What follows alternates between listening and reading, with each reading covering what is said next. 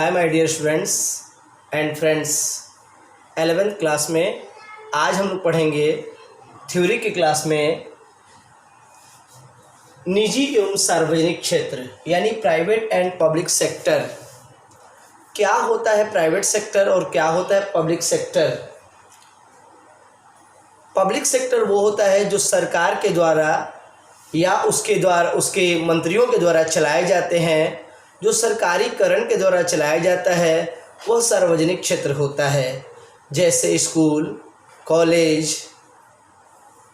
हो गया, कॉलेज हो गया, सरकारी लाइब्रेरी हो गया, हॉस्पिटल हो गया, थाना हो गया।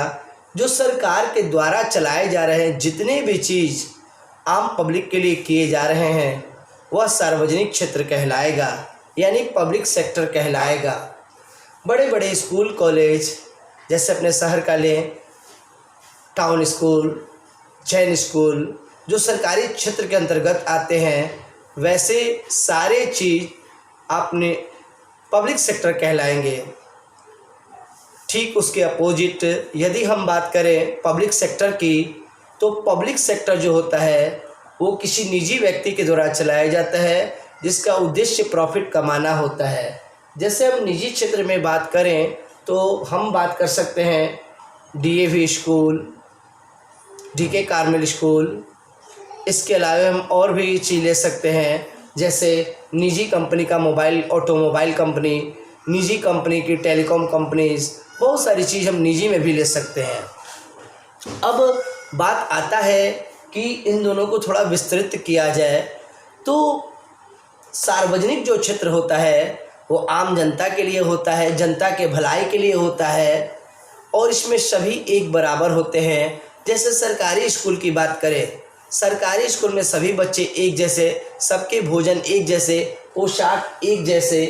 तो इस क्षेत्र में क्या होता है, इस क्षेत्र का यानी कि पब्लिक सेक्टर का मुख्य उद्देश्य होता है देश को बढ़ावा देना, राष्ट्रीयता को बढ़ावा देना, ताकि सभी बच्चे पढ़ें, सभी बच्चे एक जैसे हों।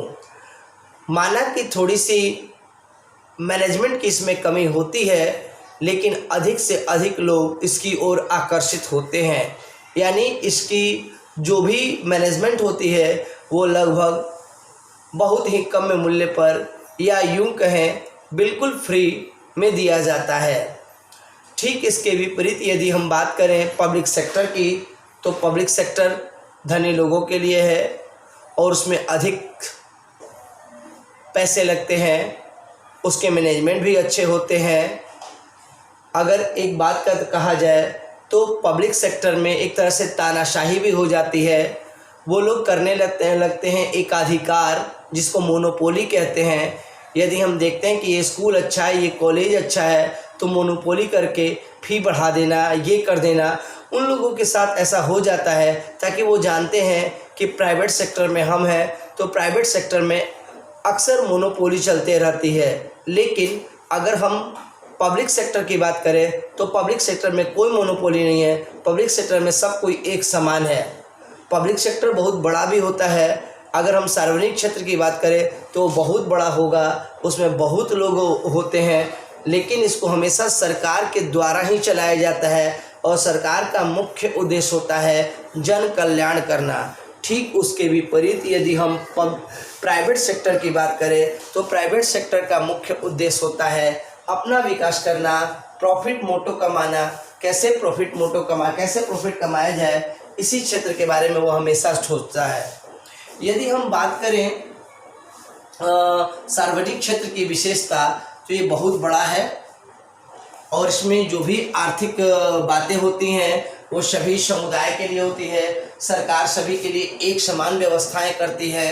ठीक इसके विपरीत यदि हम निजी क्षेत्र की बात करते हैं तो निजी क्षेत्र क्या सोचता है कि वो सबसे पहला अपना प्रॉफिट सोचता है। उसका मेन मोटो होता है प्रॉफिट कमाना।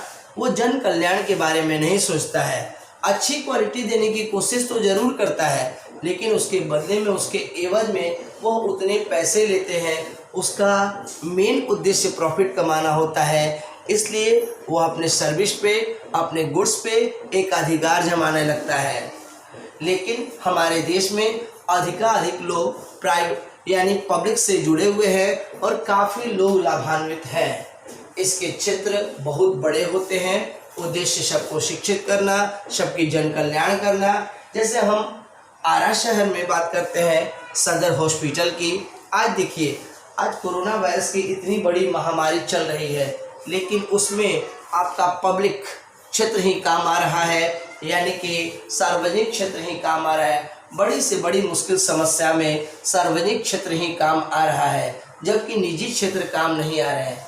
तो हम देखते हैं सार्वजनिक क्षेत्र में पैसे भी कम लगते हैं और सुविधाएं भी देता है।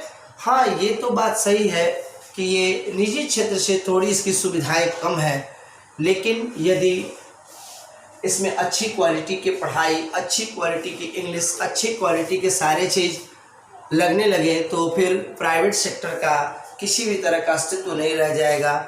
इस तरह से सार्वजनिक क्षेत्र का योगदान हमारे देश में जो हमारा देश है वो है मिक्स्ड इकोनॉमिक्स। मिक्स्ड इकोनॉमिक्स में क्या होता है, उसमें निजी एवं सार्वजनिक दोनों तरह की सेवाएं रहती हैं।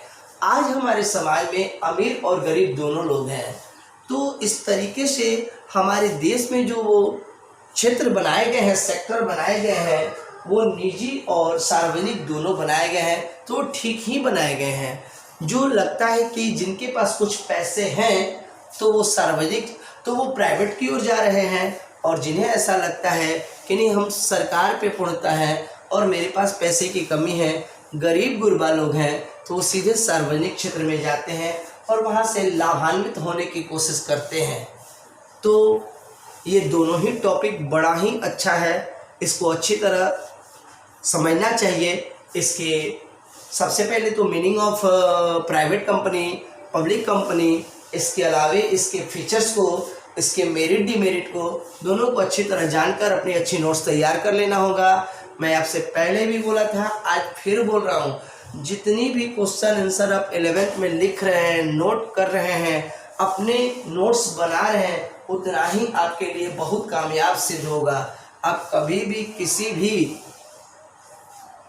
एग्ज़ाम में, इंटरव्यू में बैठते हो तो सबसे पहले आपको 11th क्लास पर ही फोकस किया जाएगा। तो बेहतर होगा कि आप 11th क्लास को ध्यान में रखें और अच्छे से अच्छे तरीके से सारे नोट्स को रटें, समझें, समझ लें, ताकि आप किसी और को अच्छी तरह समझाएं। यदि आपको हमारी ये नोट्स की क्लास अच्छी लगी हो तो हमारे चैनल को ज़रूर सब्सक्राइब करना।